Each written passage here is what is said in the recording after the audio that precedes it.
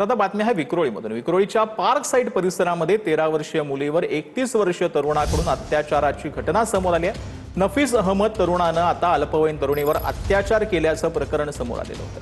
अत्याचारानंतर तरुणी गरोदर राहिल्याची धक्कादायक घटना समोर आलेली होती। विक्रोळीतील जनता बेकरी मध्ये जे आहे ते तरुणीवर अत्याचार करण्यात आलेला होता। बेकरीचा मालकही यामध्ये सहभागी असल्याचा किरीट सोमय्या यांनी आरोप केला। बेकरी अनधिकृत असल्याचाही आरोप यावेळेला किरीट सोमय्या यांनी केलेला आहे। मुंबई महापालिकेकडून अनधिकृत बेकरीवरती बुलडोजर कारवाई देखील करण्यात आल्याचं बोललं जातं। जी प्रवृत्ती आहे तो 33 वर्षाचा सलमान यांनी 13 वर्षाचा दलित मुलीवर बलात्कार केला। त्यानंतर इथले काही मुस्लिम नेते, राजकीय नेते त्या मुलीच्या परिवाराला धमकी दिले होते। आज त्या बेकरीचं डिमोलिशन सुरू आहे।